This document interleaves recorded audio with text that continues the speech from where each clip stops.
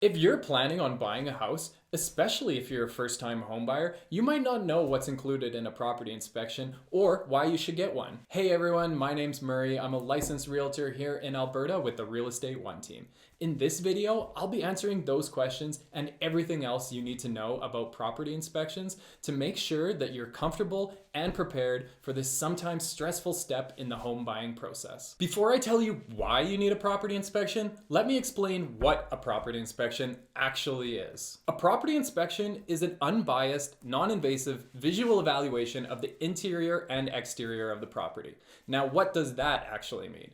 Technically, property inspections are visual. However, nowadays, property inspectors have a lot of tools, such as infrared cameras, that allow them to essentially see through the walls and uncover things that you might not catch with your naked eye. A typical property inspection usually takes around 2 to 3 hours and costs roughly $500 to $700. The buyer is responsible for paying for it, and it's non-refundable, but in my opinion, it's so worth it for the peace of mind that it provides. Now that you know what a property inspection is, you might wonder why you need one. Technically, you don't need one because it's an optional condition that could be part of your offer. However, I strongly recommend getting one, and here are a few reasons why. First of all, the property inspection might uncover current or potential future problems that may not be immediately visible to the naked eye, such as issues with the electrical, plumbing systems, roof, or foundation. Another reason is to identify necessary repairs or maintenance that may be needed to improve the property's condition.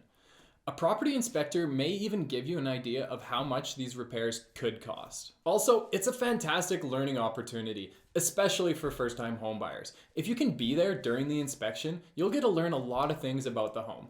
Homes don't come with an instruction manual, and this might be the closest thing to it. Lastly, if the inspection reveals anything you're not comfortable with, you have the option, if necessary, to back out and get your deposit back.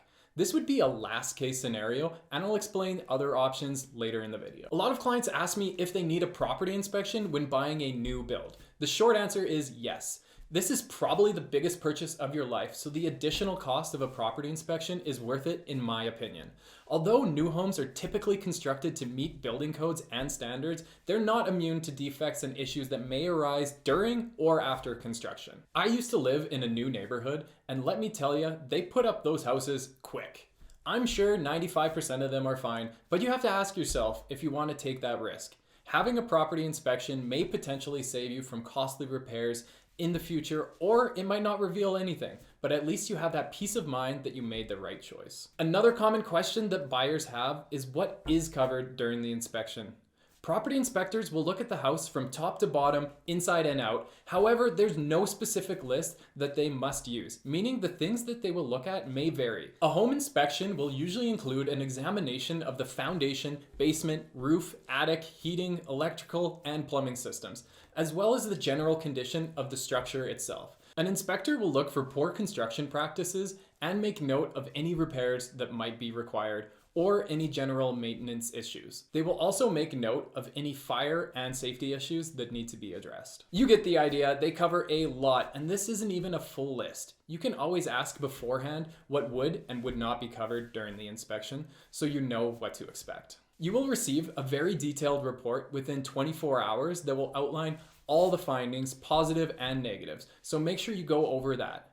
Here is an example of what a report might look like. You can see how detailed those can be. Once you familiarize yourself with the report, you might wonder what are your options at this point. The first and most common option that buyers take is to do nothing and deal with any of the necessary repairs themselves, if there are any. The second option is to renegotiate the price or ask the seller to fix certain issues before possession. This option might be something to consider when the property inspection reveals some possible costly repairs. Last year, when I bought a house, the property inspection revealed that the hot water tank was quite old. It was still in working order, but was something that would need to be replaced sooner rather than later. The seller agreed to lower the price, which would cover half the cost of the new hot water tank. So the property inspection essentially paid for itself. The last option, and the least ideal, is to walk away. This usually happens when the buyer is uncomfortable with what was found during the property inspection, or if the seller is unwilling to negotiate or fix the issues. Even though you'd lose your money that you paid for the property inspection, this might be the best option if something extremely costly is revealed during the property inspection.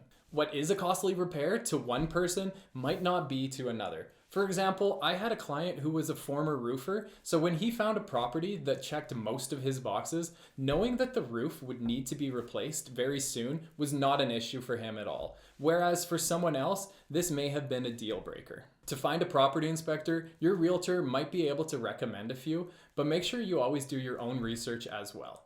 You can also find them online or at this website. This is an Alberta specific website, and I'll leave a link to it in the description down below. Interesting fact, Alberta is only one out of 2 provinces in Canada where the home inspection profession is a regulated industry, and all inspectors here must hold a valid license. This means that Albertans can feel reassured that they are getting a competent and skilled home inspector. When purchasing a home, buyers generally only have a limited amount of time inside, often just a few hours at most, before making an offer. They likely don't have the tools or expertise to scrutinize the property as a professional inspector would. Most buyers are more interested in if the property fits their needs and not if the roof is missing a shingle and could have an unsuspecting leak. While you may be tempted to close on a house without a property inspection, in my opinion, it's not worth risking your hard-earned money on unexpected, costly repairs. I put a lot of time and research into each and every one of my videos, so if you learned something, please give this video a like and consider subscribing. Thanks for watching. I'll see you in the next one.